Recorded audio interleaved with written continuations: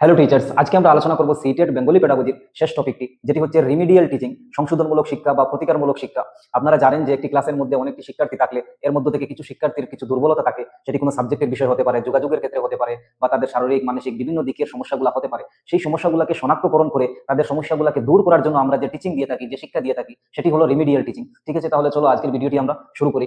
Remedial teaching, প্রতিকারমূলক শিক্ষা বা সংশোধনমূলক শিক্ষা। প্রতিকারমূলক শিক্ষণ মানে হলো যখন কোনো একটি বিষয় যেমন পড়া, লেখা, অঙ্ক বা যে কোনো বিষয় সম্পর্কে ক্লাসের বাকি বাচ্চাদের মতো ঠিক মতো শিখতে বা বুঝতে পারছে না, তখন বিশেষভাবে সাহায্য করার পদ্ধতিকেই আমরা বলি রিমিডিয়াল টিচিং। যেমন মনে করো সব শিশুরাই দৌড়াচ্ছে, কিন্তু কারো পায়ে কাটা ফুটে গেছে, তাই সে পিছিয়ে পড়ছে, দৌড়াতে পারছে না বাকি বাচ্চাদের মতো। তখন যাতে সে আবার করে বাকিদের সাথে দৌড়াতে পারে। ঠিক আছে, তারপরে প্রতিকারমূলক শিক্ষণের ধাপগুলা, অর্থাৎ আমরা একটি শিক্ষার্থীকে বা কয়েকটি শিক্ষার্থীকে যখন রিমিডিয়াল টিচিং দিতে যাব, তখন তার আগে আমাদেরকে কি কি জিনিস করতে হবে, কি কি জিনিস আমাদেরকে ফলো করতে হবে। তো প্রথমে হচ্ছে সমস্যা খুঁজে বের করা, অর্থাৎ একটি শিশুর সমস্যা কোন বিষয় রয়েছে, কোন জায়গায় সমস্যা রয়েছে, সেই জিনিসটা খুঁজে বের করতে হবে। তার সাবজেক্টের বিষয় হোক বা তার যোগাযোগের ক্ষেত্রে হোক, যে কোনো বিষয় হোক, সেই সমস্যাগুলো আপনাকে শনাক্তকরণ করতে হবে। প্রথমে দেখতে হবে শিশুটি ঠিক কোন বিষয়ে বা কোন দক্ষতায় পিছিয়ে আছে, যেমন বানান ভুল করছে, যোগ বিয়োগ না করতে পারা, বা ধীর গতিতে পড়া ইত্যাদি। এবং এই সমস্যাগুলো খুঁজে বের করার জন্য আপনি বিভিন্ন ধরনের পদ্ধতি অবলম্বন করতে পারেন, যেমন ক্লাসের কাজ দেখা, অর্থাৎ শিশুটি কোন ধরনের অ্যাক্টিভিটিস করতেছে, তার আচরণ কিভাবে, তার যোগাযোগ কিভাবে, সে কিভাবে ক্লাসে বসে আছে, সেইগুলো আপনি অবজার্ভ করতে পারেন। এবং ছোট ছোট টেস্ট নিতে পারেন, সেটি মৌখিক হতে পারে বা লিখিত হতে পারে। সেই টেস্টের মাধ্যমে আপনি কিন্তু শিশুর সমস্যা খুঁজে বের করতে পারবেন। তারপরে শিশুর সাথে কথা বলা, অর্থাৎ যেই শিশু সম্পর্কে আপনার ডাউট থাকবে যে এই শিশুটির কিছু সমস্যা রয়েছে শেখার ক্ষেত্রে, পড়ার ক্ষেত্রে, সেই শিশুর সাথে আপনি সরাসরি কথা বলতে পারেন। বা অন্য শিক্ষকের সাথে আলোচনা করা, এটি খুবই গুরুত্বপূর্ণ। মনে করুন আপনি ইংরেজি পড়ান এবং অন্য একজন শিক্ষক ওই শিশুকে ম্যাথস পড়ান, তো আপনি ম্যাথসের টিচারকে জিজ্ঞাসা করতে পারেন যে ওই শিশু সম্পর্কে, যে এই শিশুটি আপনার ক্লাসে অ্যাটেনশন দেয় কিনা, আপনার ক্লাসে হোমওয়ার্ক করে কিনা, বা আপনার ক্লাসে কোন ধরনের সমস্যাগুলো করে। তখন যদি সেই শিক্ষক বলেন যে আমার ক্লাসে কোনো সমস্যা করে না, কোনো অসুবিধা নেই, তখন আপনি বুঝতে পারবেন যে আপনার নির্দিষ্ট সাবজেক্টে অন্য কোনো অসুবিধা থাকতে পারে। এবং যদি সেই অঙ্কের শিক্ষক যদি বলেন না আমার ক্লাসে ওই ধরনের সমস্যা করে, এবং যদি আপনি বুঝেন যে আপনার ক্লাসে যেভাবে সমস্যা করে সেই ধরনের ম্যাথসের ক্লাসে সমস্যা করে, তখন আপনি বুঝতে পারবেন যে কিভাবে তাকে রিমিডিয়াল টিচিং দিবেন। তো প্রথমে আমাদেরকে সমস্যাগুলো খুঁজে বের করতে হবে। ঠিক আছে, তারপরে পরিকল্পনা করা, প্ল্যানিং করতে হবে। প্রথমে আপনি সমস্যা খুঁজে বের করলেন, তার সাথে কথা বলবেন, টেস্ট নিবেন বা অন্য শিক্ষকের সাথে কথা বলবেন, সেখান থেকে যেগুলো ফিডব্যাক পাবেন, যেগুলো রেসপন্স পাবেন, সেগুলোর উপর ভিত্তি করে আপনি একটি প্ল্যান করবেন। শিশুর সমস্যা অনুযায়ী একটি সহজ ও আলাদা শিক্ষণ পরিকল্পনা তৈরি করা। যেমন যদি অঙ্কের যোগ বুঝতে না পারে, তাহলে খেলার মাধ্যমে বা ছবি এঁকে শেখানোর পরিকল্পনা নেওয়া। অর্থাৎ একটি শিক্ষার্থীর যে নির্দিষ্ট যে সমস্যা রয়েছে, সেই সমস্যা অনুযায়ী আপনাকে প্ল্যানিং করতে হবে। তখন সেই শিক্ষার্থীর যে রিমিডিয়াল ক্লাস হবে, সেই ক্লাসে দেখবেন সে অগ্রগতি দেখাতে পারছে এবং সহজে সেই বিষয়টি শিখে নিতে পারছে। তারপরে বিশেষ শিক্ষাদান, রিমিডিয়াল ইনস্ট্রাকশন। এখন প্রথমে আপনি কারণ খুঁজলেন, কারণ খোঁজার পরে যে কারণ পেলেন, সেই কারণ অনুযায়ী আপনি প্ল্যানিং করলেন। তারপরে আপনি কি করবেন, রিমিডিয়াল টিচিং দিবেন। শিশুটিকে একান্তে বা ছোট গ্রুপে নিয়ে সেই পরিকল্পনা অনুযায়ী শেখানি। আপনি যেভাবে পরিকল্পনা করেছেন, যেখানে আপনি সমস্যা পেয়েছেন, সেই বিষয়গুলি সেই প্ল্যানিং অনুযায়ী আপনি শিক্ষা দিতে শুরু করবেন।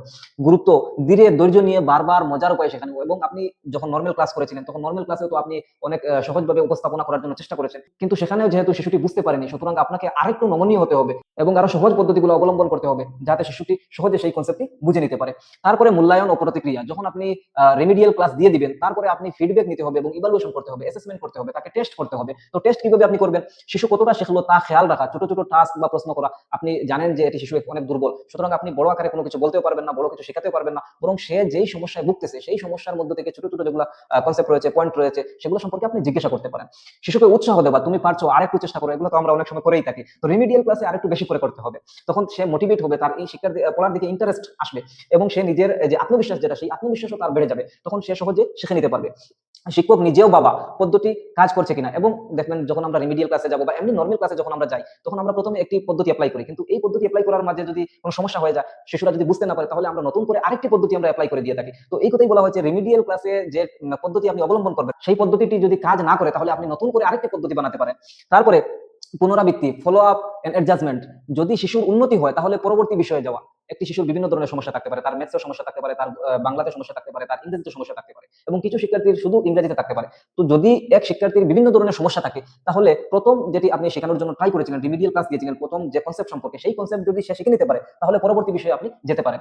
তারপরে যদি না হয়, তাহলে পদ্ধতি বা উপকরণ বদলিয়ে আবার চেষ্টা করা। এই যে একটু আগে আমরা যেটি বলেছি, যদি একটি পদ্ধতি আপনি ব্যবহার করলেন, যদি শিক্ষার্থী দেখেন আপনি বুঝতে পারছেন না, তাহলে আপনি নতুন করে আরেকটি পদ্ধতি ব্যবহার করতে পারেন। লক্ষ্য রাখা, শিশু যেন নিয়মিত ক্লাসের সাথেও সংযুক্ত থাকে। অর্থাৎ আপনি যখন রিমিডিয়াল ক্লাস দিতে যাবেন, তখন এমন নয় যে শিশুটিকে যে প্রতিদিন আপনি রিমিডিয়াল ক্লাস দিবেন, বরং আপনি সপ্তাহে কোনো একটি টাইমে হোক বা ক্লাস শেষে 10 মিনিট হোক, 20 মিনিট হোক, এইভাবে একটি টাইম নির্ধারিত করতে হবে। শিশুর স্তর অনুযায়ী, শিশুর বোঝার শৈলী অনুযায়ী আপনি একটি নির্দিষ্ট টাইম বের করবেন, সেই টাইম অনুযায়ী তাকে রিমিডিয়াল টিচিং দিবেন।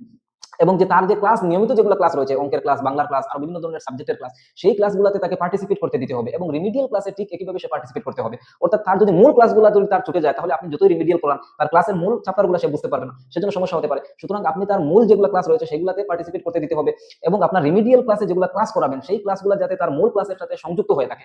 অর্থাৎ মনে করুন বৃত্ত সম্পর্কে ক্লাসে পড়ানো হচ্ছে, তো আপনি রিমিডিয়াল ক্লাসেও বৃত্ত সম্পর্কে আলোচনা করলে ভালো হয়, কারণ সে ক্লাসেও শুনবে, একটু ট্রাই করবে এবং রিমিডিয়াল ক্লাসে আপনি অনেক মোটিভেশন দিবেন, তো সেখান থেকে সে ক্লাসেও এফেক্টিভ ভাবে শুনবে এবং আপনার রিমিডিয়াল ক্লাসে এফেক্টিভ ভাবে শুনবে, তখন সে সেই কনসেপ্টটি সহজে শিখে নিতে পারবে। নতুবা এমন হবে যে রিমিডিয়াল ক্লাসে একটি টপিক চলছে, ক্লাসে অন্য টপিক চলছে, তখন সে আরো বোর্ড হবে, সেই কথাই বলা হয়েছে। তারপরে সংশোধনমূলক শিক্ষণের উদ্দেশ্য অর্থাৎ রিমিডিয়াল টিচিং এর উদ্দেশ্য কি? তো প্রথমে হলো বিষয়গত দুর্বলতা দূর করা, অর্থাৎ যে বিষয় সম্পর্কে তার দুর্বলতা থাকবে, যে কোনো সাবজেক্টের হোক, যে কোনো কনসেপ্টের হোক, সেই সমস্যাগুলোকে, সেই দুর্বলতাগুলোকে আমাদেরকে দূর করতে হবে এবং এই রিমিডিয়াল টিচিং এর উদ্দেশ্য হলো সেই সমস্যাগুলো দূর করা। তারপরে পরীক্ষার প্রতি ভীতি দূর করা, অনেক শিশু পরীক্ষার নাম শুনলেই আতঙ্কিত হয়, তাদের এই ভয় কমিয়ে আত্মবিশ্বাস বাড়ানো। তারপর শিশুর সার্বিক বিকাশকে আরো অগ্রসর করে তোলা, শুধু পড়ালেখা নয়, শিশুর মানসিক, সামাজিক ও আবেগিক বিকাশকে সাহায্য করা। যেমন সুমন লাজুক ও কথা কম বলতো, শিক্ষক তাকে গ্রুপের কার্যক্রমে নেতৃত্ব দিতে বললেন, যেমন গ্রুপের জন্য রং করতে বলা, এতে তার আত্মবিশ্বাস ও সামাজিক দক্ষতা বেড়েছে। আমরা জানি যে রিমিডিয়াল টিচিং দেওয়ার আগে আমরা টেস্ট করি, তো টেস্ট চালানোর মাধ্যমে আমাদের বিভিন্ন ধরনের সমস্যাগুলোকে আমরা শনাক্ত করতে পারি, তো সেই সমস্যা অনুযায়ী আমরা শিশুদেরকে রিমিডিয়াল টিচিং দিয়ে থাকি। তো এখানে মনে করুন একজন শিক্ষক একটি সুমন নামক একজন শিশুর উপর টেস্ট চালালেন, তো সেখানে দেখতে পেলেন যে সুমন একটু লাজুক, সে কম কথা বলে, তখন শিক্ষক কি করলেন, একটি গ্রুপ, ছোট একটি গ্রুপ বানিয়ে সেই গ্রুপের নেতৃত্ব দেওয়ার জন্য বললেন। তো নেতৃত্ব দেওয়ার মাধ্যমে কি হবে, সে শিশুদের সাথে কথা বলতেই হবে, আর কোনো উপায় নেই, তখন কি হবে, তার আত্মবিশ্বাস বাড়বে এবং সামাজিক দক্ষতা বাড়বে। তারপরে দুর্বল শিক্ষার্থীদের সাধারণ শিক্ষা ব্যবস্থায় ফিরিয়ে আনা, অর্থাৎ এই যে দুর্বল শিক্ষার্থীগুলোকে আমরা যে রিমিডিয়াল ক্লাস দিয়ে থাকি, তো সেটির উদ্দেশ্যই হলো যে সেই শিক্ষার্থীদেরকে সাধারণ শিক্ষার্থীদের মতো বানিয়ে তোলা, অর্থাৎ তারা সাধারণ শিশুরা যেভাবে গণিত, বাংলা, ব্যাকরণ গুলা করতে পারে, ঠিক একইভাবে এই রিমিডিয়াল দেওয়া শিশুগুলাই যেন ওইভাবে করতে পারে, তো সেটি হলো একটি উদ্দেশ্য।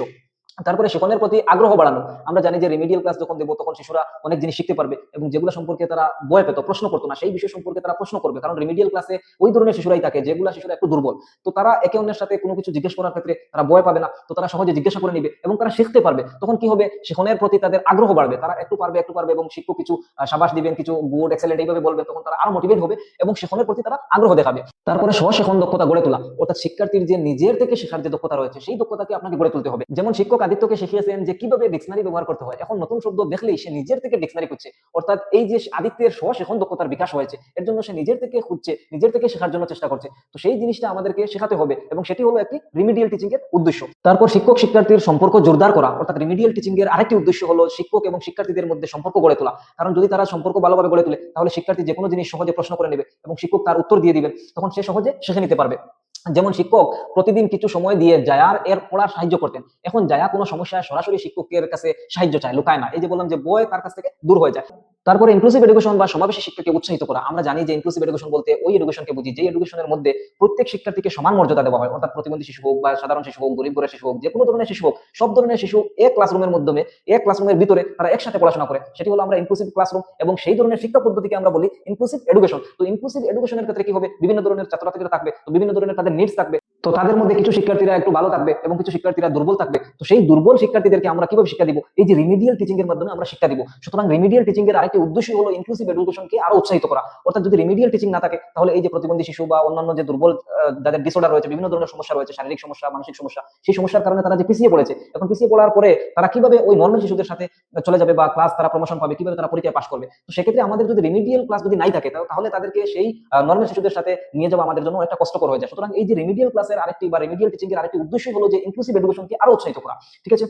তারপরে নোট, প্রতিকারমূলক শিক্ষণ শুধু দুর্বলতা দূর করা নয়, বরং এটি শিশুর আত্মবিশ্বাস, আগ্রহ ও স্বাধীন শিক্ষণ ক্ষমতা গড়ে তোলার একটি সামগ্রিক প্রক্রিয়া, অর্থাৎ আমরা যখন রিমিডিয়াল ক্লাস দেব তখন শিশুর আত্মবিশ্বাস বাড়ানোর জন্য আমরা চেষ্টা করব এবং শিশুর আগ্রহ জন্মানোর জন্য আমরা চেষ্টা করব এবং স্বাধীনভাবে যেভাবে শিখতে পারে, সে নতুন নতুন শেখার ক্ষেত্রে সবসময় তো আমরা রিমিডিয়াল ক্লাস দিলে হবে না, কারণ সারা জীবন যদি আমরা রিমিডিয়াল ক্লাস দিতেই থাকি তাহলে শিশু শিখবে কখন, তো নিজের থেকে যে করার যে ক্ষমতা, সেই ক্ষমতাকে আমাদেরকে গড়ে তুলতে হবে, ঠিক আছে। তো এটি হলো রিমিডিয়াল ক্লাসের বা রিমিডিয়াল টিচিং এর উদ্দেশ্য। তারপরে প্রতিকারমূলক শিক্ষণের কৌশল, কিছু আমরা কৌশল রয়েছে, সেই কৌশলগুলো আমরা দেখবো যে কোন কৌশলগুলোর মাধ্যমে আমরা রিমিডিয়াল ক্লাসগুলো দিয়ে থাকি। তো প্রথমে হচ্ছে ব্যক্তিগত শিক্ষণ প্রক্রিয়া, এটি আপনাদের পরীক্ষায় অনেকবার এসেছে, তো এটি আপনারা মনে রাখবেন যে ইন্ডিভিজুয়ালাইজ এডুকেশনাল প্রোগ্রাম আইইপি, প্রতিটি শিশুর আলাদা সমস্যা ও শেখার গতির উপর ভিত্তি করে তৈরি করা বিশেষ টার্গেট বা প্ল্যান, এটা শিশুর জন্য একটি কাস্টমাইজ সিলেবাস বা ব্যক্তিগত রোড ম্যাপের মতো। এই যে ইন্ডিভিজুয়ালাইজ এডুকেশনাল প্রোগ্রাম যেটি রয়েছে, এটি হলো শিশুর যে সমস্যা রয়েছে, শেখার যে গতি রয়েছে, সেই গতির উপর ভিত্তি করে বা শিখন শৈলী যেগুলো রয়েছে সেইগুলোর উপর ভিত্তি করে একটি টার্গেট করা হয় বা একটি প্ল্যান করা হয় এবং এই প্ল্যানের মাধ্যমে তাদেরকে শিক্ষা দেওয়া হয়, তাদের জন্য একটি বিশেষ একটি সিলেবাস বানানো হয়, সেই সিলেবাস অনুযায়ী তাদেরকে শিক্ষা দেওয়া হয়। যেমন সিয়ামের হাতে লেখার খুব স্পষ্ট, অর্থাৎ সিয়াম যে হাতে লিখে সেই লেখাগুলা অনেকই স্পষ্ট। তার আইইপিতে থাকলে লক্ষ্য 3 মাসে স্পষ্ট করে বর্ণমালা লেখা, তো আমরা আইইপির ভিতরে আমরা প্ল্যান করবো যে তার যাতে করে 3 মাসের ভিতরে সে লেখা শিখে নেয়। পদ্ধতি কিভাবে পদ্ধতি থাকবে, বড় বক্সের মধ্যে প্রতিদিন 5 মিনিট করে বড় করে লেখার অনুশীলন, হাতের মাংসপেশির ব্যায়াম, হাতের এই যে অনেক সময় কি হয় আমরা লিখতে এইভাবে হাতে যে কাজ করে না, তো সেই হাতের মাংসপেশি যেগুলো রয়েছে সেইগুলোর জন্য ব্যায়াম করাবো এবং প্রতিদিন বড় বড় করে লেখার অনুশীলন করাবো আমরা, বড় বড় করে, তারপরে তোমরা ছোট হবে। তো প্রথমে আমরা এইভাবে করাই, শিশুদেরকে প্রথমে বড় করে আমরা লিখাই, তারপরে আমরা ছোট করে লেখানোর জন্য চেষ্টা চালাই।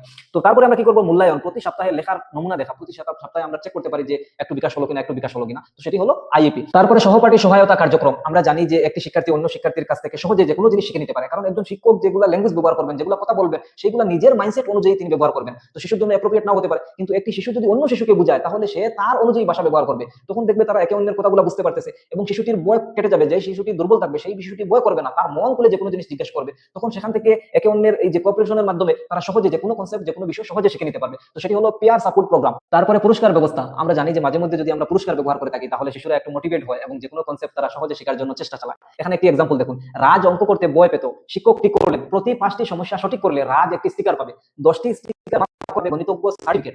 রাজ এখন আনন্দে অঙ্ক করতে থাকে। এখানে একটি মজার এক্সাম্পল ব্যবহার করা হয়েছে যে রাজের সামনে একটি শর্ত রাখা হলো যে গণিতের 5টি সমস্যা যদি তুমি সমাধান করে দিতে পারো তাহলে তোমাকে একটি স্টিকার দেওয়া হবে, এবং এইভাবে একটি করে যখন তোমার 10টি হবে তখন তোমাকে গণিতজ্ঞ সার্টিফিকেট দেওয়া হবে। তখন কিন্তু রাজ আনন্দে উৎসাহিত, কারণ ম্যাথমেটিশিয়ানের সার্টিফিকেট পেয়ে যাবে, তখন সে ধীরে ধীরে অঙ্ক করতে থাকে। তারপরে শিক্ষার্থীর আচরণগত সমস্যা সামলানো, অর্থাৎ একটি ক্লাসের মধ্যে বিভিন্ন ধরনের শিক্ষার্থীরা থাকে, এর মধ্যে কিছু শিক্ষার্থীরা থাকবে চঞ্চল, তো সেই চঞ্চল শিক্ষার্থীদেরকে সামলানোর জন্য আপনি কিছু পদ্ধতি অবলম্বন করতে পারেন। যেমন কিছু টাস্ক দিয়ে আপনি বলতে পারেন যে এই টাস্কগুলো তুমি কমপ্লিট করো, তো এমন ভাবে দিবেন যেগুলো শিক্ষার ক্ষেত্রে লাভদায়ক হয় এবং সেখানে সেই কাজগুলো করতে গিয়ে সে একটু আনন্দ উপভোগ করে, এমন ভাবে কিছু টাস্ক দিতে হবে। যেমন এখানে উদাহরণ দেখুন, রুহান পড়া বুঝে না বলে ক্লাসে অস্থিরতা করে, অন্যকে বিরক্ত করে, শিক্ষক শাস্তি না দিয়ে তাকে বিশেষ একটি দায়িত্ব দিলেন, যেমন বোর্ড পরিষ্কার করে রাখা, একান্তে তার পড়ার সমস্যা বের করে সহজ কাজ দিয়ে দিলেন, দায়িত্ব পেয়ে তার আচরণ ও মনোযোগ দুই উন্নত হলো। তারপরে প্রতিকারমূলক শিক্ষার ক্ষেত্রে শিক্ষার্থীর পিছিয়ে পড়ার কারণগুলো কি? তো প্রথমে হলো দুর্বল স্মৃতিশক্তি, শিক্ষার্থী যা শেখে তা দ্রুত ভুলে যায় বা মনে রাখতে পারে না, ফলে পরের ধাপের জ্ঞান তৈরি হয় না, অর্থাৎ নতুন জ্ঞান তৈরি করার ক্ষেত্রে তার বাধা সৃষ্টি হয়ে যায়, কারণ প্রথমে যেগুলো সে শিখে সেগুলো সে ভুলে যায়, তো নতুন জ্ঞান কিভাবে সে তৈরি করতে পারবে, তো সেটি এক ধরনের সমস্যা। তারপরে অমনোযোগিতা, শিক্ষার্থী ক্লাসে বা পড়ার সময় নির্দিষ্ট কাজে মনোযোগ ধরে রাখতে পারে না, সহজেই বিভ্রান্ত হয়ে যায়। উদাহরণ, রাহুল ক্লাসের শিক্ষকের কথা শুনতে শুনতে জানালার বাইরের দিকে তাকায় বা সহপাঠীদের খেলনায় মন যায়, ফলে পাঠের গুরুত্বপূর্ণ অংশ সে মিস করে ফেলে। এইভাবে আমরা তো ক্লাসে যখন ক্লাস করাতে যাই তো এই ধরনের শিক্ষার্থীরা আমরা পেয়ে থাকি, জানালার বাইরের দিকে তাকাচ্ছে, অন্য দিকে তাকাচ্ছে বা সহপাঠীদের যেগুলো খেলনা রয়েছে সেগুলোর দিকে তার মন যায়। তারপরে আত্মবিশ্বাসের অভাব, শিক্ষার্থীর নিজের ক্ষমতার বিশ্বাস নেই, সে বই পেয়ে নতুন কিছু শিখতে বা চেষ্টা করতে এগোয় না। যেমন সুমন গণিতের সমস্যা দেখলেই বলে আমি পারবো না এবং চেষ্টা না করেই হাল ছেড়ে দেয়। এমন ধরনের শিক্ষার্থীরা থাকে না যে আমরা আজকে ইংরাজি পরীক্ষা আজকে আর পারবোই না, তো এইভাবে বলা হয়েছে। তারপরে কম বুঝ শক্তি বা বুদ্ধিগত সীমাবদ্ধতা, শিক্ষার্থীর বয়সের তুলনায় জটিল ধারণা বুঝতে, যুক্তি প্রয়োগ করতে বা সমস্যা সমাধানে ধীর গতিতে থাকা। এমনও কিছু শিক্ষার্থীরা রয়েছে যারা জটিল সমস্যাগুলো সহজে সমাধান করে নেয় এবং কিছু শিক্ষার্থীরা রয়েছে সেই জটিল সমস্যাগুলো সহজে সমাধান করতে পারে না, কারণ তাদের বুঝ শক্তি অনেকটা কম থাকে। তারপরে পারিবারিক সমস্যা, আমরা জানি যে শিক্ষার ক্ষেত্রে যদি পরিবার ভালোভাবে সাহায্য করে বা পরিবার সাপোর্ট করে বা পরিবারের এই যে পরিবেশ যেগুলো রয়েছে সেগুলো যদি ভালো থাকে তাহলে শিক্ষার্থীরা শিক্ষার ক্ষেত্রে অগ্রগতি দেখায়। যেমন বাড়ির অস্থির পরিবেশ, দরিদ্র পিতামাতার মনোযোগের অভাব বা পারিবারিক উত্তেজনা শিক্ষার্থীর মনোযোগ ও শেখনের ইচ্ছাকে ব্যাহত করে। আমরা জানি যে এই ধরনের যদি সমস্যা থাকে ফ্যামিলিতে তাহলে একটি শিশু সাধারণ শিশুদের মতো শিখতে চায় না বা শেখে না, ঠিক আছে। তারপরে শিক্ষার্থীর প্রয়োজন অনুযায়ী শিক্ষাদানের অভাব, ক্লাসের সবাইকে একই পদ্ধতিতে ও একই গতিতে শেখানো হয়, যার ফলে যেসব শিশুর বিভিন্ন শেখার শৈলী বা গতি রয়েছে তারা উপযুক্ত সহায়তা পায় না। যেমন আয়শা দৃশ্য উপকরণ, ছবি, চার্ট, ম্যাপ দেখে ভালো শেখে, ক্লাসে শুধু লেকচার পদ্ধতিতে শেখানো হয় বলে সে পিছিয়ে পড়ে আছে। তারপরে শারীরিক বা সেন্সরি সমস্যা, কিছু শারীরিক সমস্যা রয়েছে যেমন দৃষ্টি, শ্রবণ সমস্যা, ক্লান্তি, অপুষ্টি বা অন্য শারীরিক অসুস্থতা সরাসরি শিক্ষণের ক্ষমতাকে প্রভাবিত করে, এগুলো আমরা জানি। তারপর বিদ্যালয় সম্পর্কিত কারণ, ভীতিকর স্কুল পরিবেশ, শিক্ষকের কঠোর আচরণ, সহপাঠীদের দ্বারা উৎপীড়ন বা অনুপযুক্ত শিক্ষণ উপকরণ, ঠিক আছে। তো এইগুলোর কারণে শিক্ষার্থীরা সহজে শিখে নিতে পারে না বা শিক্ষার্থীরা এই যে রিমিডিয়াল ক্লাস হোক বা নর্মাল ক্লাস হোক প্রত্যেকটি ক্লাসের ক্ষেত্রে কিন্তু ব্যাহত হয় এবং তারা সহজে যে কোনো জিনিস শিখে নিতে পারে না। তারপরে সামাজিক ও আবেগিক সমস্যা, সঙ্গী না পাওয়া, একাকিত্ব, অতিরিক্ত লজ্জা বা উদ্বেগ শিক্ষণ প্রক্রিয়াকে বাধাগ্রস্ত করে। আমরা জানি যে শিশুরা যদি একে অন্যের সাথে কথা বলে তাহলে তাদের ভাষার বিকাশ হয় এবং তারা যদি একে অন্যের সাথে খেলাধুলা করে তাহলে তাদের সামাজিকের বিকাশ হয়, কথা বলবে, খেলাধুলা করবে, বিভিন্ন অ্যাক্টিভিটিস করবে, তো এর মাধ্যমে তাদের সামাজিক, তাদের ফিজিক্যাল সব ধরনের বিকাশ হবে। তো তারা যখন ক্লাসের মধ্যে ক্লাস করতে আসবে, শিক্ষকের যদি কোনো একটি কনসেপ্ট তারা না বুঝতে পারে তাহলে তারা প্রশ্ন করবে শিক্ষককে যে এই জিনিসটি আমি বুঝতে পারিনি, তখন শিক্ষক উত্তর দিয়ে থাকবে। কিন্তু যদি কোনো শিশু একা থাকে তাহলে তার অতিরিক্ত লজ্জা থাকবে, সে কারোর সাথে কথা বলবে না, তখন যদি কোনো একটি কনসেপ্ট সে নাও বুঝে তাহলে শিক্ষককে সে প্রশ্ন করবে না। যেমন নেহা খুব লাজুক, সে কোনো বিষয় বুঝতে না পারলেও জিজ্ঞাসা করতে পারে না, ফলে সংশয় কেবল বাড়তে থাকে, তার যে ডাউট যেটা রয়েছে সেগুলো শুধু বাড়তেই থাকে, কারণ সে প্রশ্নই করছে না, তাহলে সমাধান কিভাবে হবে। তারপরে নোট পিছিয়ে পড়ার কারণ কখনো একক নয়, বেশিরভাগ সময় একাধিক কারণ একসাথে কাজ করে এবং আমরা জানি যে প্রতিকারমূলক শিক্ষণের প্রথম ও প্রধান ধাপই হলো সঠিক কারণ চিহ্নিতকরণ। কারণটি না বুঝে সাহায্য করলে সেটা কার্যকর হয় না। তারপরে সংশোধনমূলক শিক্ষণে শিক্ষকের ভূমিকা কি, role of teacher in remedial teaching, আমরা রিমিডিয়াল টিচিং এ আমাদের ভূমিকা কি, শিক্ষকের ভূমিকা কি। তো প্রথমে হলো শ্রেণীকক্ষের পিছিয়ে পড়া শিক্ষার্থী চিহ্নিত করা, অর্থাৎ একটি ক্লাসের মধ্যে পিছিয়ে পড়া বা দুর্বল শিক্ষার্থীদেরকে শনাক্ত করতে হবে এবং তাদের কোন সমস্যা রয়েছে, কোন নির্দিষ্ট সমস্যা রয়েছে, সেই সমস্যাগুলো আপনি খুঁজে বের করতে হবে এবং তারপরে আপনি রিমিডিয়াল দেওয়ার জন্য প্ল্যানিং করবেন, তারপরে রিমিডিয়াল দিবেন। তো ক্লাসে কার কার শিক্ষণগত সমস্যা আছে তা আপনাকে খুঁজে বের করতে হবে, কে সাধারণ গতির চেয়ে পিছিয়ে আছে তা খুঁজে বের করা হলো প্রথম এবং প্রধান দায়িত্ব একজন শিক্ষকের। তারপরে সমস্যা অনুযায়ী শিক্ষার্থীর প্রয়োজনীয়তা মাথায় রেখে পাঠ্য পরিকল্পনা প্রস্তুত করা, অর্থাৎ প্রথমে কোন শিক্ষার্থীদের কোন জায়গায় সমস্যা রয়েছে সেগুলো শনাক্ত করলেন, শিক্ষার্থী শনাক্ত করলেন, তাদের কোন কোন সমস্যা রয়েছে, কোন সাবজেক্টের উপর সমস্যা রয়েছে সেগুলো শনাক্ত করলেন। তারপরে তো আপনি রিমিডিয়াল টিচিং দিবেন। তো রিমিডিয়াল টিচিং দেওয়ার ক্ষেত্রে আপনাকে প্ল্যানিং করতে হবে। তো প্ল্যানিং করার ক্ষেত্রে আপনাদের মনে রাখতে হবে যে যে শিক্ষার্থী যেইভাবে শিখে, যার যেগুলো নিডস রয়েছে সেই অনুসারে আপনাকে প্ল্যানিং করতে হবে, ঠিক আছে? কারণ মনে করুন একজন শিক্ষার্থী কানে শুনে না, তো তার জন্য আলাদা টিএলএম ব্যবহার করতে হবে, আলাদা পদ্ধতি অবলম্বন করতে হবে, বিভিন্ন ধরনের শিক্ষণ পদ্ধতি রয়েছে, সেগুলোর মধ্যে যেই পদ্ধতি যেই শিশুর জন্য অ্যাপ্রোপ্রিয়েট সেই পদ্ধতিগুলো সেই শিশুর জন্য আপনি অ্যাপ্লাই করবেন। তখন আমাদের রিমিডিয়াল ক্লাসগুলো সফল হবে। তারপরে প্রয়োজনীয় শিক্ষার্থীর পরিবারের সঙ্গে যোগাযোগ করা। এমনও হয় যে অনেক সময় শিক্ষার্থীদের যখন রিমিডিয়াল ক্লাস নেওয়া হয় তখন তারা ক্লাসেই অ্যাটেন্ড করে না, এমনও হয় তারা এমনিতেই নর্মাল ক্লাসগুলোতে তো আসেই না, বিভিন্ন সময় বন্ধ করে থাকে, এবং রিমিডিয়াল ক্লাস বিশেষ করে তো সপ্তাহে একদিন হবে বা দুদিন হবে, তো সেখানেও তারা কিন্তু আসছে না। তখন আপনি কি করতে পারেন, প্রয়োজনে পরিবারের সাথে যোগাযোগ করতে পারেন যে এই শিশুটা কেমন করে, বা এই শিশুটা রাত্রে কখন ঘুমায়, বা এই শিশুটা কত সময় খেলাধুলা করে, বিভিন্ন জিনিস আপনি জিজ্ঞেস করতে পারেন, তার ক্ষেত্রে তথ্য কালেকশন করবেন এবং সেই অনুযায়ী আপনি রিমিডিয়াল টিচিং দিবেন। তারপরে অন্যান্য শিক্ষকদের কাছ থেকে পরামর্শ নেওয়া। আপনার স্কুলে থাকা বিভিন্ন সাবজেক্টের যারা টিচার রয়েছে তাদের কাছ থেকে আপনি পরামর্শ নিতে পারেন যে এই শিশুদেরকে আমি কিভাবে রিমিডিয়াল টিচিং দিব, বা এমনও জিজ্ঞাসা করতে পারেন যে ওই শিশুটি আপনার ক্লাসে কোন ধরনের সমস্যা করে। তখন দেখবেন যখন ওই শিক্ষক রিপ্লাই দিবেন যে আমার ক্লাসে কোনো সমস্যা করে না, তখন আপনি নতুন করে আরেকটি আইডিয়া বানাতে পারবেন যে এই শিশু সম্পর্কে। এবং যদি বলেন যে আমার ক্লাসে সে মনোযোগ দেয় না, এবং আপনি যদি দেখেন আপনার ক্লাসেও সে মনোযোগ দেয় না, তাহলে বুঝতে পারবেন যে সব ক্লাসে সে মনোযোগ দেয় না। তখন আপনি অন্য আরেক রূপে ট্রেনিং করতে পারবেন যে ওইভাবে ওই শিশুকে শিক্ষা দিলে তার শিক্ষা সহজে সে শিখে নিতে পারবে, ঠিক আছে? তো এই জন্য বলা হয়েছে যে অন্যান্য শিক্ষকদের কাছ থেকে আমাদেরকে পরামর্শ নেওয়া উচিত। তারপরে এই নির্দিষ্ট শিশু সম্পর্কে তথ্য অন্যান্য বিষয়ের শিক্ষকদের কাছ থেকে জানা। আচ্ছা, ওই যে যেটা বলেছিলাম যে অন্যান্য শিক্ষকদের কাছ থেকে সেই শিশু সম্পর্কে আপনি জানতে পারেন যে এই শিশুর আচরণ কিভাবে, সে আপনার ক্লাসে কিভাবে করে, সে পড়া পারছে কিনা, সে হোমওয়ার্ক করে কিনা, বা বিভিন্ন ধরনের জিনিস আপনি বলতে পারেন। এমন হয় দেখবেন যে কিছু শিক্ষার্থীরা ইংরেজি সাবজেক্টে তারা ভয় পায়, তো তারা দেখবেন বাংলার ক্লাসে কিন্তু মনোযোগ সহকারে তারা শুনছেন, তো ইংরেজির ক্লাসে তারা অনেকটা ভীত হয়ে তারা বিভিন্ন ধরনের এই যে চাঞ্চল্যকর কার্যকলাপ করতে থাকে। তো সেজন্য আপনি বুঝে নিতে হবে যে সেই শিশুটি একটু রিমিডিয়াল ক্লাস দিলে সেই শিশুটি সংশোধিত হয়ে যাবে। কারণটি হচ্ছে বাংলা ক্লাসে যেহেতু সে ভালো কাজ করছে, তাহলে আমার ক্লাসে কেন করছে না, আমার নিশ্চয় কনসেপ্টগুলো বুঝতে পারছে না। তখন আপনি শিক্ষণ শৈলী যেগুলো রয়েছে, শিক্ষণ পদ্ধতি যেগুলো রয়েছে, শিক্ষণ পদ্ধতি যেগুলো রয়েছে সেগুলো পরিবর্তন করবেন এবং রিমিডিয়াল ক্লাসে সেগুলো অ্যাপ্লাই করবেন। তখন দেখবেন শিশুটি আবার পরিবর্তিত হয়ে ওই সাধারণ ক্লাসের মতো বা সাধারণ ছাত্রের মতো হয়ে গেছে, ঠিক আছে? তারপরে পুরস্কার প্রদানের পরিকল্পনা। আমরা জানি যে পজিটিভ রিইনফোর্সমেন্ট যদি আমরা করি, মাঝে মধ্যে যদি পুরস্কার দিয়ে থাকি, তাহলে শিশুরা অগ্রগতি দেখায়, শিশুদেরকে সাবাস, এক্সেলেন্ট, বা মাঝে মধ্যে চকলেট বা বিভিন্ন জিনিস আমরা দিতে পারি, ঠিক আছে?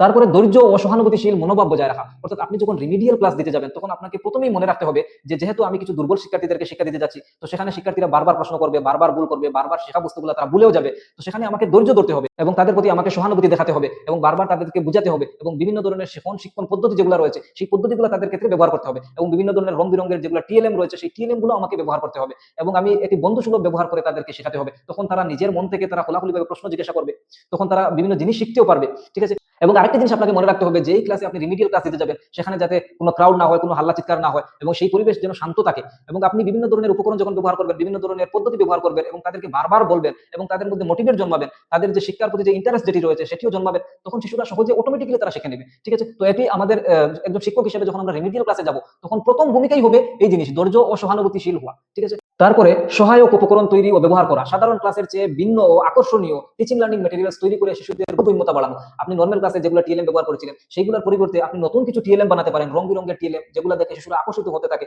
তো সেই ধরনের টিএলএম বানিয়ে কিন্তু আপনি রিমিডিয়াল ক্লাসে দেখাতে পারেন, তখন শিশুরা আরো কিছু আগ্রহ দেখাতে পারে। তারপরে নোট, শিক্ষক কোচিং ক্লাস নিতে পারবেন না, বরং সংশোধনমূলক শিক্ষণ পন্থা হাতে নিতে হবে। এতক্ষণ ধরে তো আমরা রিমিডিয়াল ক্লাস বা রিমিডিয়াল টিচিং সম্পর্কেই তো করছি, তাহলে এখানে কোচিং ক্লাস নিতে পারবেন না বলার কারণ কি ছিল? কারণটি হচ্ছে প্রিভিয়াস ইয়ারে কোচিং ক্লাস বা কোচিং ক্লাসের মতো অন্যান্য বাক্যগুলো ব্যবহার করা হয়েছে। তো আপনারা জানা রাখবেন যে এই ধরনের বাক্যগুলো বা এই ধরনের শব্দগুলো যদি পরীক্ষায় আসে তাহলে সেই অপশনটি আপনাকে কেটে দিতে হবে, ঠিক আছে? তো আমরা দুর্বল শিক্ষার্থীদের জন্য কোচিং ক্লাসের ব্যবস্থা করতে পারি না, বরং আমরা তার পরিবর্তে কোচিং ক্লাসের পরিবর্তে আমাদেরকে সংশোধনমূলক শিক্ষণ পন্থা হাতে নিতে হবে বা রিমিডিয়াল টিচিং এর ব্যবস্থা করতে হবে, ঠিক আছে? তারপরে বলা হয়েছে যে সংশোধনমূলক শিক্ষণে শিক্ষক কেবল একজন শিক্ষাদানকারী নন, তিনি একজন নির্ণায়ক, পরিকল্পনাকারী, সহযোগী, অনুপ্রেরণাদাতা, পরিবর্তনের সূত্রধর। তার ভূমিকা বহুমুখী এবং অত্যন্ত সক্রিয়।